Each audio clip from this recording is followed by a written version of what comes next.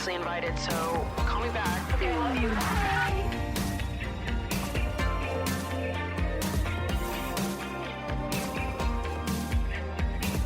What's up, you guys? Welcome back to Emotionally Online, the show for spilling guts and sharing secrets, hosted by yours truly, the one and only sexiest woman alive, according to lots of people. Just go around and ask.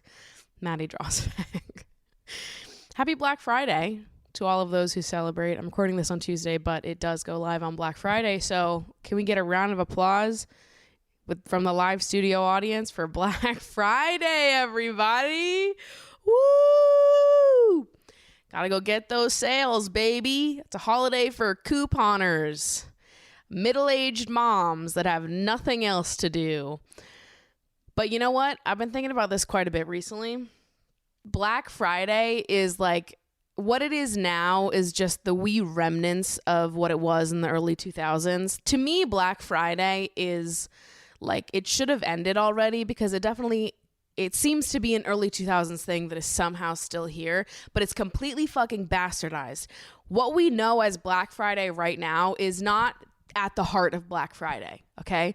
The heart of Black Friday is lining up in front of a Walmart at 10 p.m. on Thanksgiving, ditching your family members to go consider homicide over a crock pot. That's the beauty of Black Friday, and that's not even considered in the realm of Black Friday anymore, because these fucking brands start the sales on November 1st now. It's like you don't even have to wait till Black Friday to get the deal. Half the time, the good deals are at the beginning of the month. So by the time you waited till Black Friday, you've already missed out, because those brands want you to miss out. They don't want you to get a good deal. Okay? They gave it away on November 5th, baby. They didn't save anything for Black Friday. It's gone now. And also, since everything's online, it's like, isn't everything kind of on sale always? We have fucking Honey and all these other coupon sites. I don't feel like the Black Friday deals now are ever that fucking insane, because everything's online. Part one. Part two is that the other beauty of Black Friday, aside from the sales, is the entertainment factor. Black Friday is like a free sporting event. Like, as a spectator, I spent middle and high school going to Black Friday sales in person. Dude, I didn't have any fucking money. Do you think I bought anything? No.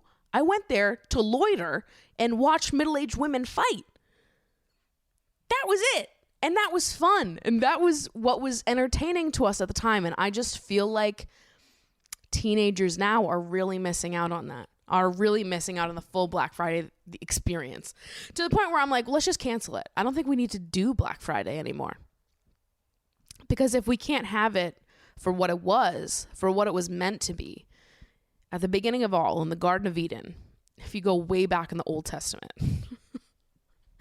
they will tell you that Black Friday is, it's basically a jousting tournament for 53-year-old ladies in a Sears. I remember going to I remember in middle school going with my mom at like 4 or 5 a.m. A more reasonable hour, She wasn't that crazy. But we would set our alarms and I would get up, and I was so excited to just follow her around and be at the mall at an hour you were not supposed to be at the mall. I think that was the only appeal as a kid, was like, I'm not supposed to be here. It was like when the Girl Scouts did sleepovers at the mall. And I was like, why are we doing that? Because it's fun to be somewhere you're not supposed to. The mall is really fun when it's closed, because there's something forbidden about it. There's something about Black Friday that feels forbidden when you're a kid and you have no money and your mom's like, I'm going to go to the mall at 3 a.m. And you're like, ooh, can I come? And I was like, you're just going to follow her around while she, I don't know, maybe stops into Victoria's Secret, go get your dad a few new polo tees at Macy's. Like, there's nothing crazy that goes on, but you're like, we're at the mall and it's dark out. And there's something fun about that. And then when you go to high school, well, not anymore. You guys lost your chance. When I was in high school, we would go at like midnight, right after Thanksgiving. Like, I'd be with my family. We do Thanksgiving dinner pretty late in my house. Or maybe we don't. I actually don't have any memories, but in my mind, we do like Thanksgiving dinner probably around like 4. Okay, so it's early for dinner, but it's late in the day, as in like we're cooking it all day and people come over at like 10, but then we don't eat until like 3 or 4. I could be telling a bunch of lies right now, honestly. I actually have no idea when we eat Thanksgiving dinner. I just know that people come over really early in the day and they don't leave until super late. So the people come over around like 11, but then everyone stays until like midnight. And I remember leaving, like everyone's going home. We all play catchphrase on Thanksgiving. That's like my family's game of choice. So after we eat, after we do dessert, everyone's fucking blasted and we're going to sit around the table and play catchphrase. And the version of catchphrase we have was produced in like 2003. So all of the options on the catchphrase are like old as shit. I don't even know half the shit that's in that catchphrase machine. So my siblings never want to play because they're like, we don't know anything in there. Don't even know how to describe it. I've never heard of those things. So actually, now that I'm saying this, I have catchphrase that was made in this fucking decade. So maybe I should bring that this year. But I would leave right after dinner, dessert, our catchphrase extravaganza, and I would go with my friends to the mall to do what? Nothing. We would just loiter, walk around. Maybe we'd buy some undies from Victoria's Secret. We'd get a good deal. We'd load up on perfumes at Bath and Body Works, get a few bath bombs from Lush, and then like, you know, maybe steal something from Forever 21 on the way out. Just because it's Black Friday, just because you get a deal doesn't mean it's not, you know, theft is off the table. I'm joking. I've only stolen like twice in my life. And I was so scared both times. I'm getting off track. Hold on. I'll tell you about the times that I stole in a minute. But going back to my Black Friday experiences, we would go and we just wander around, really. There was no objective to going. Why we went at midnight, no purpose. I think we more just went to observe and like take part in the craziness of it all, to be like, oh, this is serious.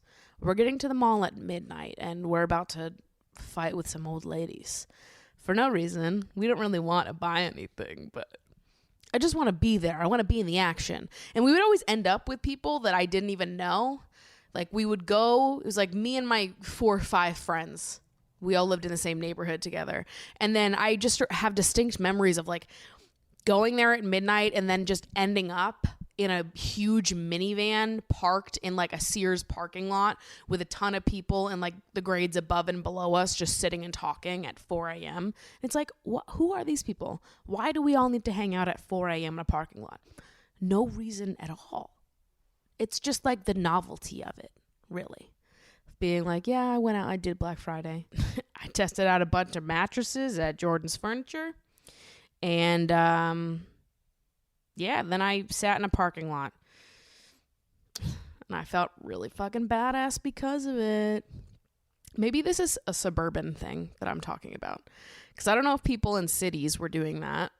Maybe that's just a living in suburban New England thing. There's nothing better to do. Let's go to the mall and loiter in the parking lot.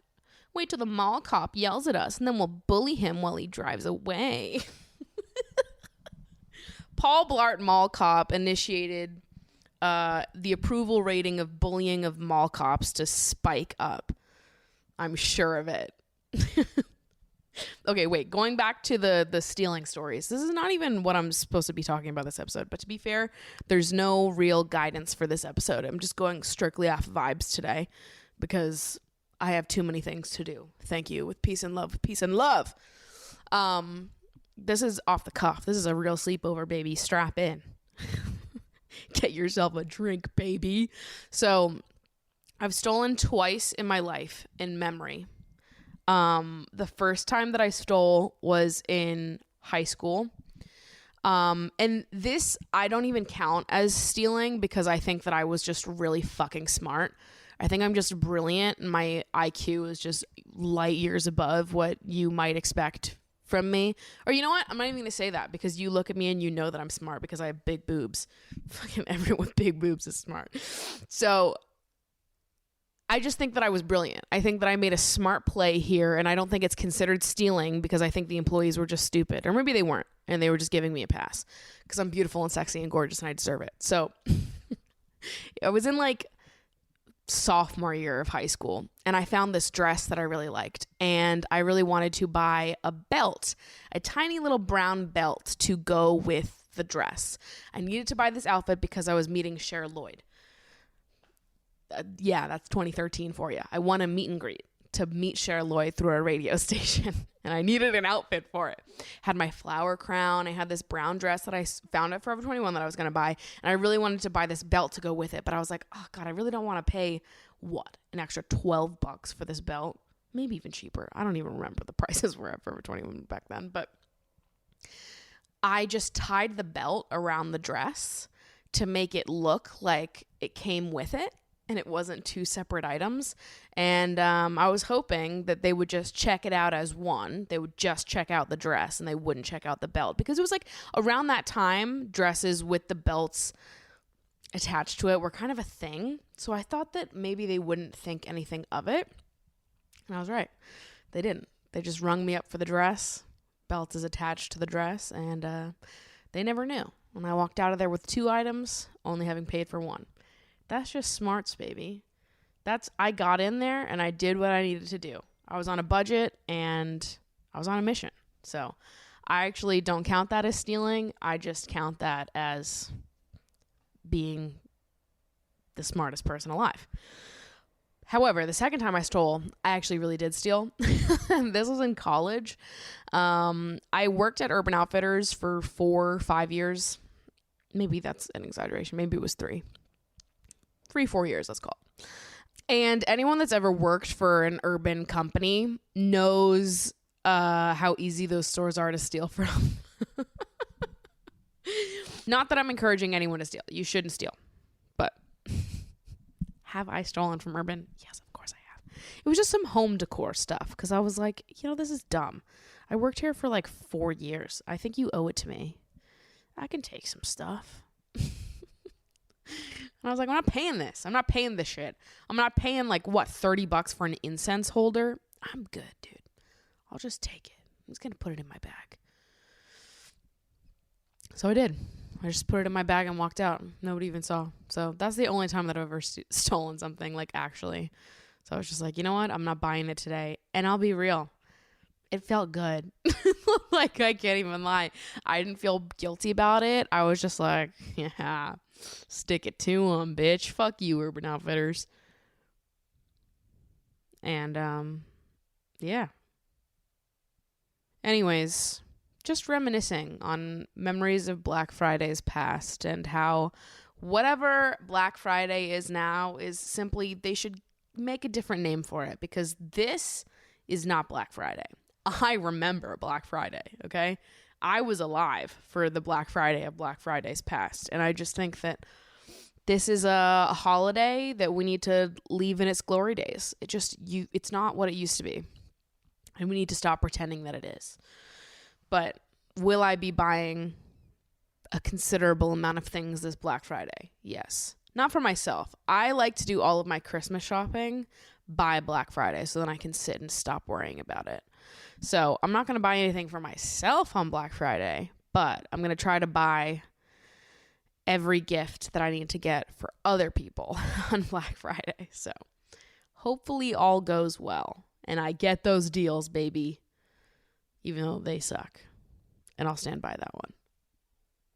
Speaking of shopping, I put out merch this week. What the fuck? If you don't follow me on Instagram, you might have missed this. I posted about it on the community tab of my YouTube channel, and I hinted at it in my last video. But assuming you've had your eyes closed for this whole entire week, or you don't follow me on those things and you're only a listener of the podcast, which follow me on my other things. What the heck?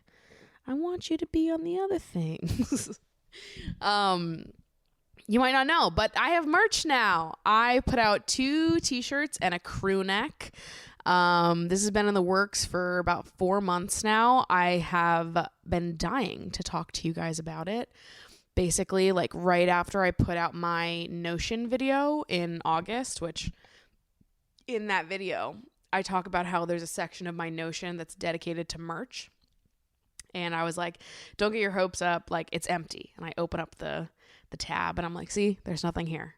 And that was the truth. There really wasn't anything there. But after that video went live, one of you guys ended up reaching out to me. Works for a merchandise company. And few phone calls and a long email chain later, and we were making merch. We were having at it. So I worked with a team of designers, very talented designers. I basically sent them over a bunch of concepts, Pinterest board of design styles that I liked, and a bunch of my poetry, and was like, I'll let you guys do the designing. I'll let you guys make it pretty, but here's everything that's inside my brain. So I was so thrilled to see how they came out. They sent me over like 40 different designs. So these are just the 3 that I picked. There are so many other good ones that they designed that I'm really hoping that I'll be able to release in the future. What I would love to do is like do a new like exclusive merch drop every few months. So like these 3 items will not be on sale forever. They'll only be on sale for a little bit. I don't know how long yet, but I'll let you guys know when they're not going to be on sale anymore. It's definitely a limited run. So I'd love to do like little limited runs of merch every few months. I think that would be super fun. And there are so many cool designs that I would love to share with you guys. But these were the 3 that I went with for the initial launch. We have a Maddie Drospek disco themed t-shirt with a line of my poetry on it, which says, I slice the thought of kissing you into 2 equal parts. I devour mine, you lick the frosting off yours, which is a line from a poem that I wrote a few years ago about someone I really liked who definitely didn't like me back. It's a good poem. It's one of my favorites, actually. But that's just a little tiny piece from it. And then we have the t-shirt that is just for you guys. It's for listeners of the show, baby. It's the Emotionally Online t-shirt. Woo! We have Emotionally Online on the front, and then on the back we have an Emotionally Online phone design. It says, I beg for bruised knees, which is another line of my poetry taken very out of context, but I love it so fucking much.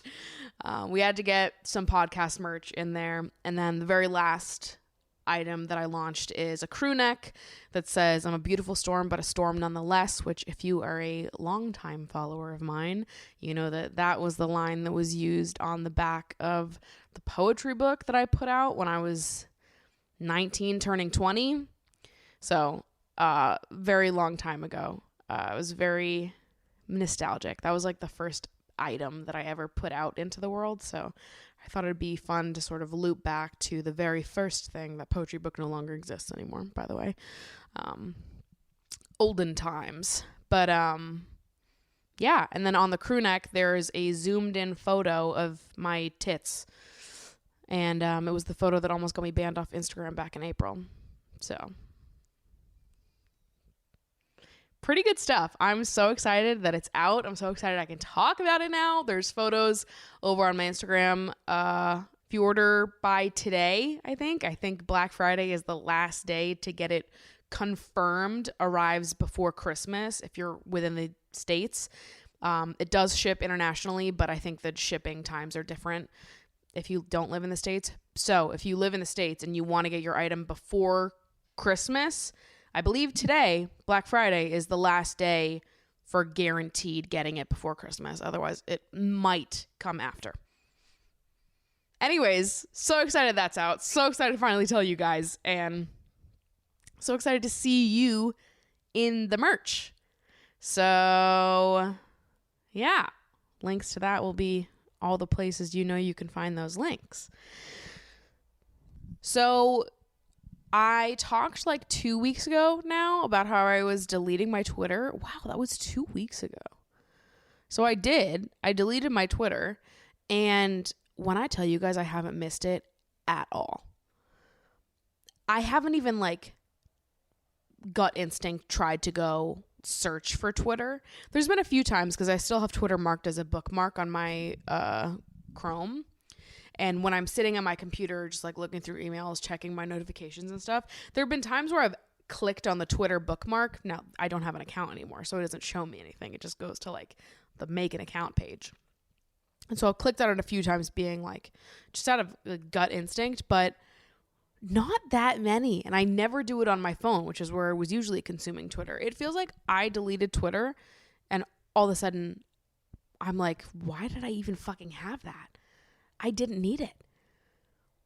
In the past 2 weeks, there is only one piece of news that I felt like I found out later than other people.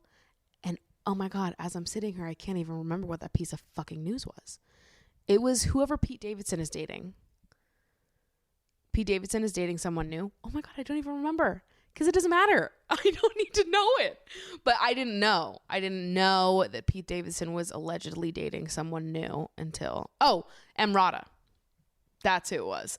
I didn't know that Pete Davidson was allegedly dating Emily Ratajkowski until... I think the story broke at like 8 p.m. on a Tuesday. And I didn't find out until like 10 a.m. on a Wednesday. Obviously, that is a very small example of an item of news that I would have known about if I was on Twitter. I'm sure there are other things going on that I haven't heard about that I don't need to hear about. But my main concern with deleting Twitter was that I would be so far behind on like pop culture stuff, but also on like news cycles that I would just... not that I wouldn't hear about it. Obviously, I would, but I would just hear about it much later. But I haven't found that to be the case. So maybe I thought I was getting more news from Twitter than I actually was. I think I was probably consuming majority bullshit on that app and I didn't even realize it. But now that I've deleted Twitter and I don't care at all about the fact that I'm not on it anymore, I'm like, should I do this with other social media apps too? Like, should I just hard stop, get rid of TikTok? That's a bigger ask. I don't think I would delete my profile on TikTok, but I think I would delete the app. And I've said a few times that I'm planning on taking a break. Towards the end of this year, beginning of next year, it'll be like half of December, half of January that I'm going to be not posting. I'll still be around. But I want to kind of, intensely relax during that time. I want to really take time off to do nothing. And I would love to get rid of TikTok for that month. Oh my God, Mango's digging her nails into my thigh right now. Can we not do that? I would love to focus on other things, other bits of media for that month that I'm not doing things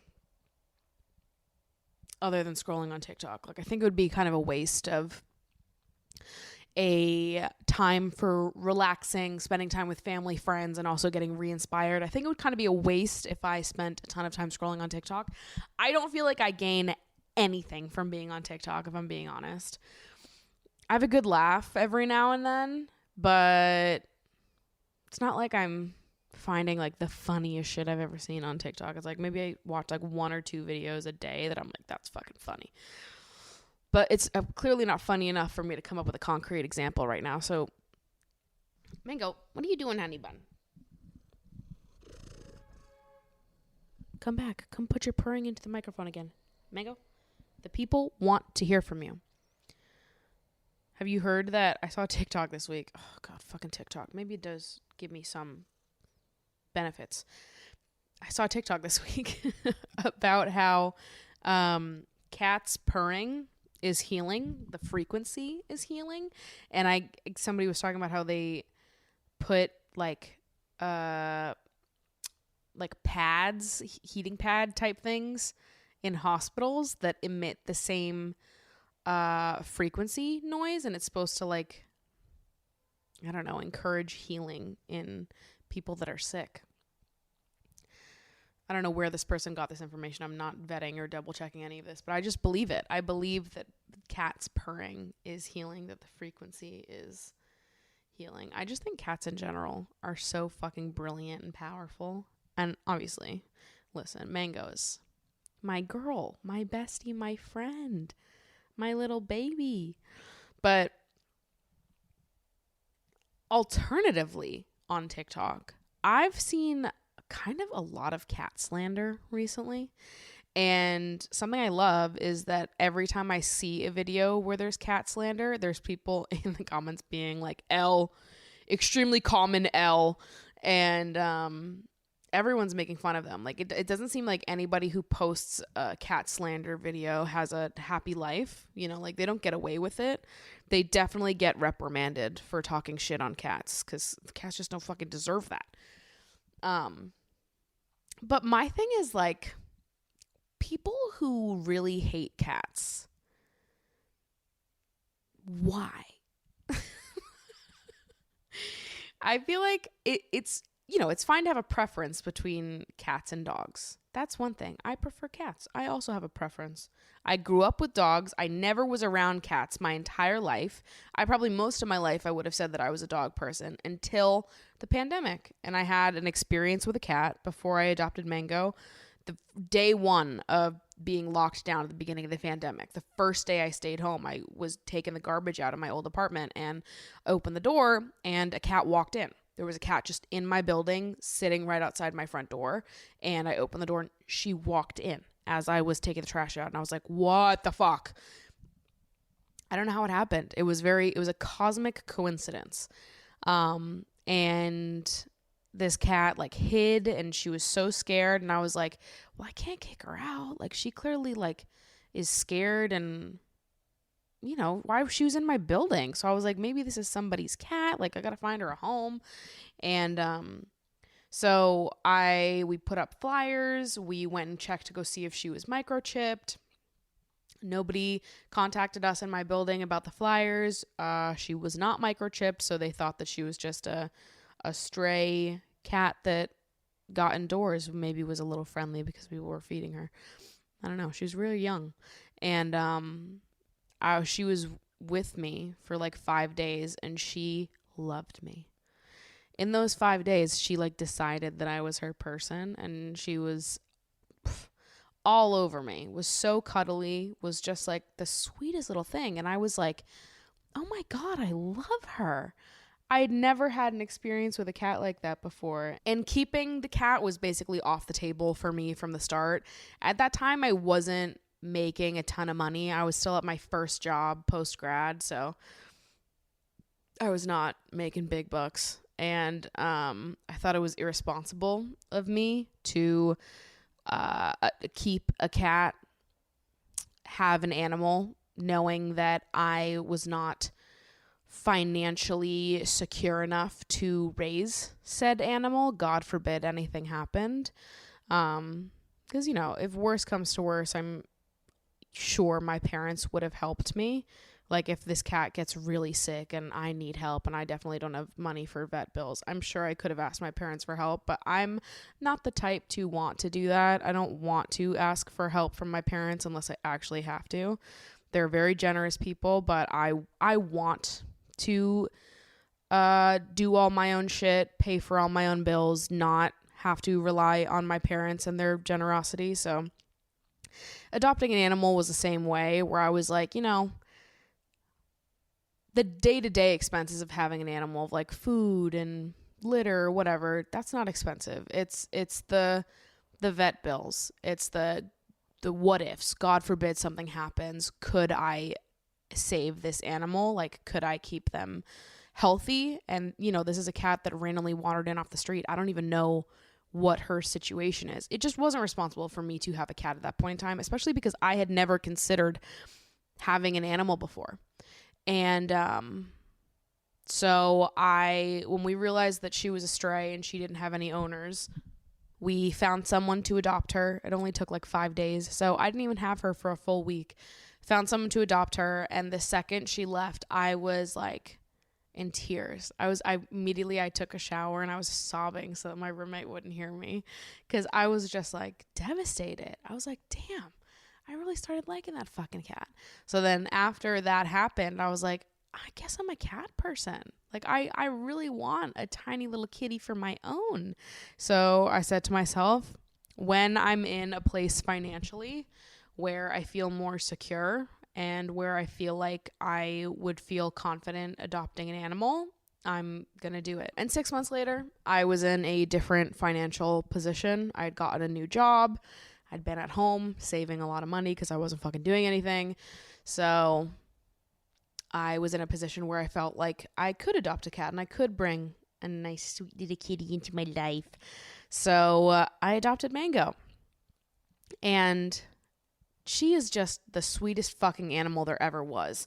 And I think a lot of my, like, views on cats and how people see cats, like, they've shifted a lot since having that first experience with cats before. But now that I'm a cat owner, it's like so different. And it's funny because I don't feel like cat people are ever like, fuck dogs. Cat people are usually just like, yeah, I prefer cats. Dogs are cute too, though. Your dog's so sweet and cute. Aw. But they're not like, I just prefer cats. Dog people, like, for some reason, I feel like a lot of dog, like, ride or die dog people are like, dogs are amazing and cats are fucking evil. They're literally, she's cursing me. She's looking at me and giving me the evil eye. Cats are fucking ass. Like, it's so aggressive for no reason. I've never understood it. Even when I used to say I was a dog person, I've never felt negatively towards cats, but it feels like there's a lot of people that do, for whatever reason, feel negatively towards cats, or it feels like a lot of people have had an experience with like an evil cat, which now that I have a cat and I have been around cats more, I'm like, if you've had like multiple or many experiences with an evil cat, perhaps you're the problem. Animals have their own personalities. Some cats are going to be more social than others, more cuddly than others. Yes, just sort of by nature, how they are. But even the cats that are very cuddly and social have boundaries, and you don't get to just, as a stranger, walk up to this cat and be like, oh, let me hold you and cuddle you and kiss you. Like, she doesn't fucking know you. Okay? So I think a lot of people, like with dogs, a lot of dogs, you can just go up to them and be like, oh, I'm going to hold them and kiss them and, scratch them all over. And a lot of dogs are fine with that. But cats are like, I need to know you in order for you to do that. There needs to be a trust involved. Cats are more like people in that way. You wouldn't just go up to another person and start, doing all that, scratching their fucking head, giving them a noogie and kissing them on the cheek. Like, some people would, but they're fucking weirdos. Like, that's socially frowned upon. Don't do that. And so I feel like cats are more like people in that way. Yes, there are some cats that are more social, more, cuddly than others. But if you're having like this constant experience of having like an antisocial cat that wants nothing to do with people around you, then you might be the problem. They probably just don't want anything to do with you. And my other thing is, I also feel like cats' personalities are, yes, they're in part nature, but I am of the school of belief that a lot of it is nurture as well. And I think, unfortunately, a lot of cats sort of get neglected in people's households.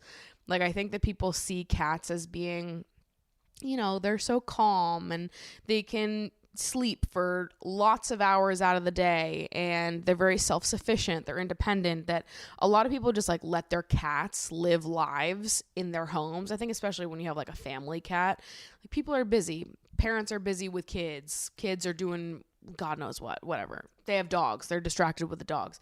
And the cats just end up being like an animal that lives in the house but isn't given a lot of attention. So it's like, of course that animal doesn't love cuddling with humans and having people always coming up close to them. Like, they're left alone most of the time. And so in my head, I also think it's like part nurture. All of that to say, I've seen cat slander on TikTok and I just will have none of it. And I don't think that most of TikTok will have any of it either, just because I've seen people getting dragged for saying bad things about cats, as they should. Moral of the story, if cats hate you, you might be the problem. So anyways, maybe that's another reason to delete TikTok, is all of the cat slander on that app. But how does it feel to be wrong, you guys? How does it feel to be the most wrong? How does it feel to have a shitty fucking opinion? Also, I need to be taken off of TikTok because I shouldn't be allowed to hit on men with podcasts. Not that I'm not doing that on Hinge and Bumble, but I'm just saying that TikTok has enabled me to hit on men with podcasts, and I don't know if that's a good thing. Like, I know we make fun of men with podcasts, and it's men with podcasts specifically that we're making fun of. Women can do no wrongs, okay? Women have never committed crimes. Women can do no wrong, okay? We're only talking about men with podcasts.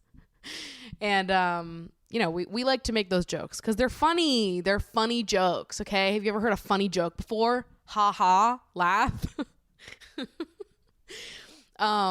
But yeah, I just love entertainers. I love people who are funny and that entertain in some way. So I'm sorry if I see you on my TikTok feed all the time and you're a man with a podcast.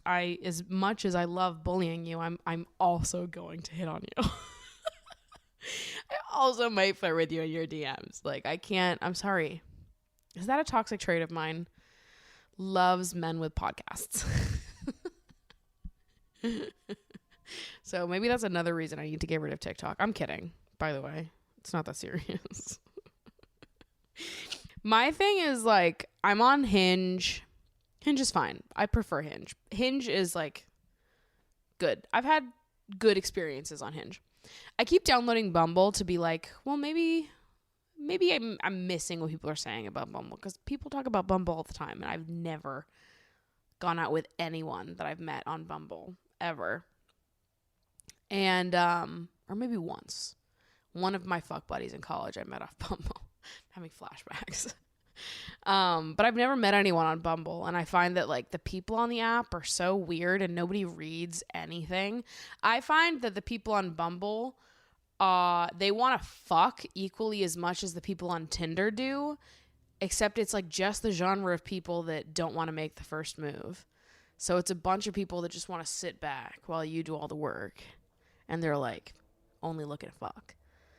That's my take on the Bumble experience. I don't fucking get it. Like, on Bumble, I got premium for a week just to test it and see, like, okay, what's up with this app? I already deleted Bumble at the time of recording this. I've had it for a week. I already deleted it because I fucking hate it. Bought premium for the week because on Bumble, they let you, like, filter out the people that have liked you. So you can see, like, oh, you have such and such pending likes on Bumble. So after the first day having the app, I log on. It says I have 750 pending likes. Over the last 24 hours, 750 people have sent me a like. Sweet, let's see them. So I'm like, first, let me filter out all the people that are immediately off the table. So I filter by political affiliation because there will be no such conservatives or apolitical fucking fuckheads in my dating sphere. And then I also filtered by people that are looking for a relationship. So if you're looking to fuck, get out of here. 750. I want you to guess what that number got narrowed down to. Once I put in those filters, just the filter for political affiliation and what they're looking for, what my number dwindled down to. The answer is 12. Of the 750 people that liked me in the first 24 hours that I was on Bumble, only 12 of them fit my basic criteria. That's not even considering if I find them attractive or, you know, they end up looking normal on their profile. They're based in New York even. Because, you know, people on Bumble, you, like, go through their profile and then all of a sudden it's like based in Glasgow, based in Los Angeles. And it's like, why the fuck are you swiping on me? In Brooklyn. Get out of here. 12. 750 to 12. I was like, that's ridiculous. that's like, I would rather be on Hinge where it's a slower process of meeting people because you can only send out 8 likes a day. So it's definitely, you're not getting as many likes as you do on like Tinder or Bumble. But the matches that you are getting, the likes that you are getting are of a much higher quality. You can actually match with people that you probably have something in common with, or that you're looking for at least the same things. Like, I was like, oh my God, 750 people. And all of them want to fuck? God, that's so boring. I was just like, I couldn't even believe that. I was like, what the fuck? So I kept it for a week to see if it would get any better. If it was like, maybe that's like the first 24-hour fluke. No, every day it was the same shit. And so I was like, you know what? Yeah, I'm leaving. I'm getting out of here. All week, of the people that liked me during the week, I only ended up liking 2 of them. So I was like, what the fuck? What's the point of this? There's 2 people on this app whole week.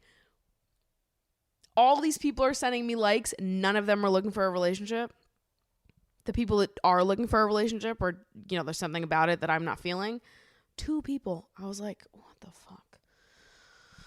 So, yeah, I'm off. What the fuck? Bumble sucks. I'm back to only being on Hinge because apparently it's the only dating app that I actually like. Dating on Hinge is fine, though. It's been fun. I've enjoyed dating on Hinge this year, but damn it, what the fuck? Like, this is like the dating in cities dilemma where, like, yeah, there's a lot of fucking people, but finding people that are actually looking for a relationship in a city is next to fucking impossible. It feels that way. It feels like it is next to fucking impossible.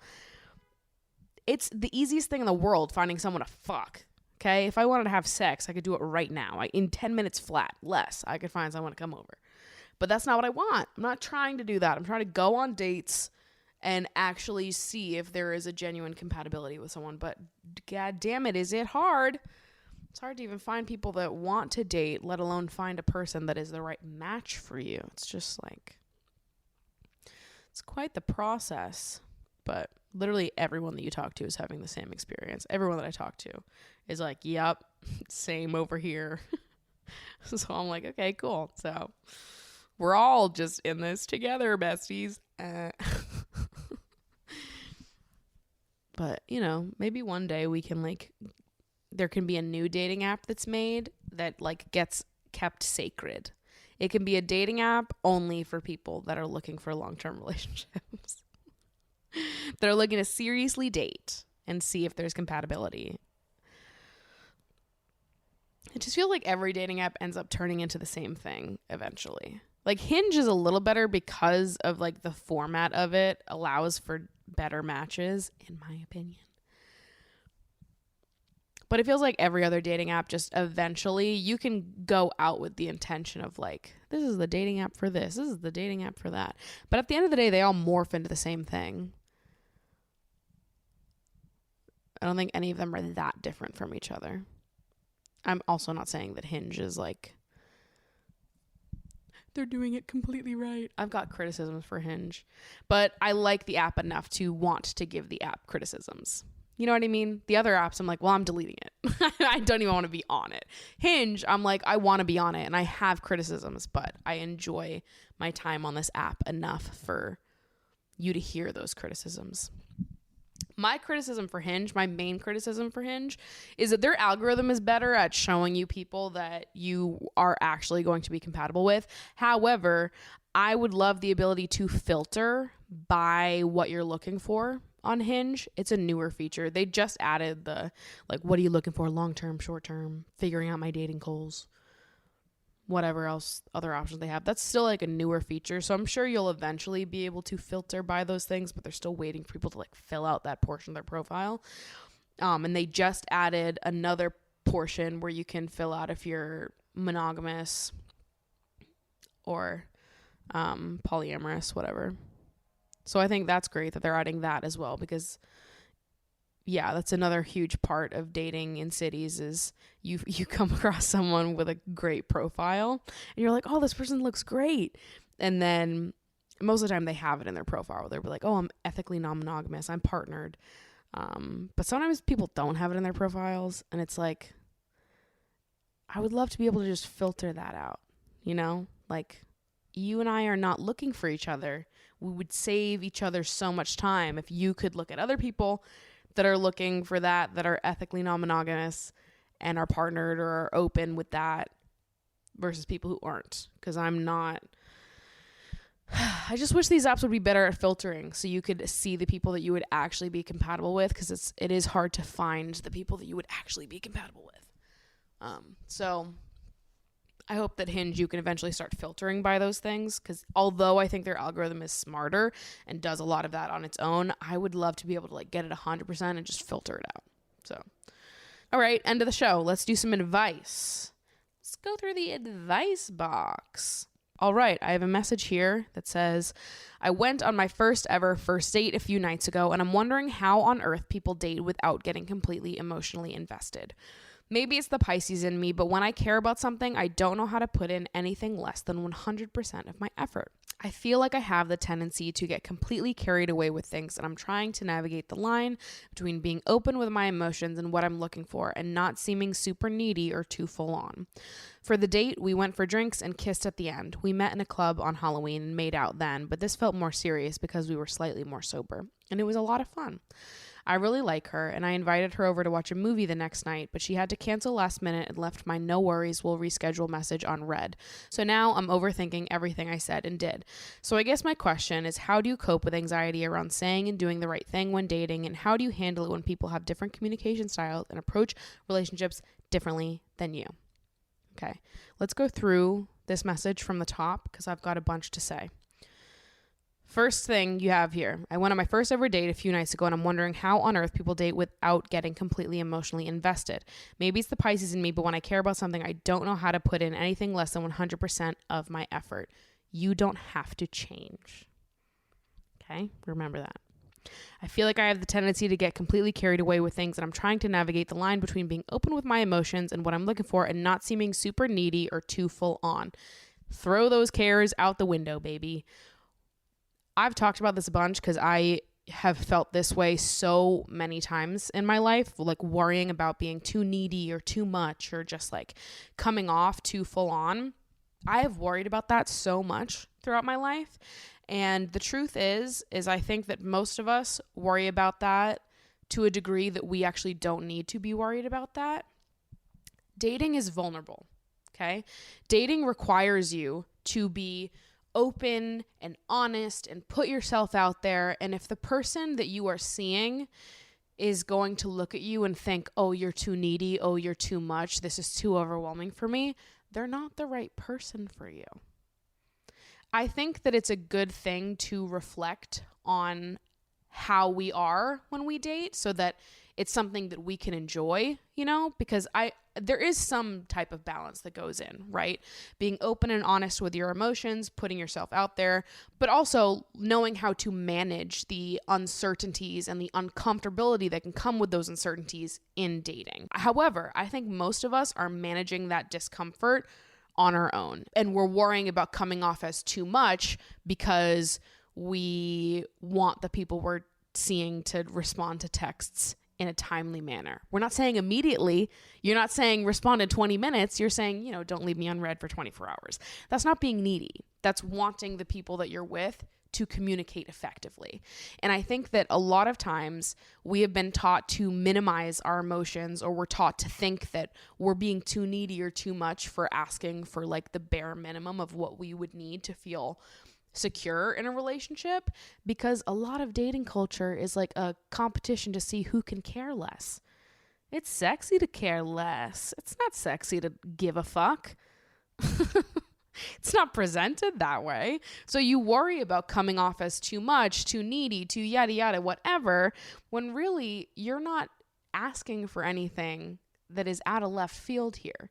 You know, I think that you need what you need in partnerships, and I think that I'm never going to tell someone that what they want is too much, makes them too much, because I just don't think that's helpful. I think that we have to communicate with the people that we're dating for like what our expectations are. And part of the dating process is figuring out something that works for the both of you. You know, we can come up with situations where, let's say you're someone who, if the person you're dating doesn't respond in 10 minutes, you're freaking out at them and you're having a panic attack. That's a very specific situation that obviously runs deeper. There's trauma there. That's why people act in ways like that. People don't just like wake up being like, I need to hear from you every second of every day. You know what I mean? And I think most of us are not in places where we're like, I need to know everything that's going on right here, right now. We're just asking for communication. So just right from the jump, I want to say here that you don't need to wish away that part of yourself. You don't need to wish away the part of you that cares deeply, that is very open and vulnerable with your emotions, that wants to be that way, and you do not need to worry about being too needy. Can't say the wrong thing to the right person. The right person for you would not think that you communicating your feelings, being open, wanting to be in frequent communication, responding to texts quick, nobody is going to think that is needy if they actually like you as a person. So don't worry about that, because it's just a non-issue, and we convince ourselves that it is an issue when in reality, if it is an issue, you're not supposed to be with that person. Because the thing is like, yeah, you will date people that have different communication styles than you, that approach relationships different than you. You both have different experiences that, you know, it cause you to react in different ways or feel different ways. And all you can do is communicate that to each other and find something that works for the both of you. But you can't suppress how you feel or pretend you don't feel that way or wish away those feelings and wish you were someone that cared less or less needy, in air quotes, because you're not needy. You can try to suppress that part of you, but you will not be happy that way. So I think you're fine. I think you're doing fine. I don't think you need to wish away those feelings, that part of you, at all. In fact, I think you need to accept it. That's it for this episode. Follow the podcast Instagram at emotionallyonlinepod for updates and just a fun little time. Follow me on my Instagram at Maddie Drosbeck if you don't already. And thank you guys so much for listening. See you next week.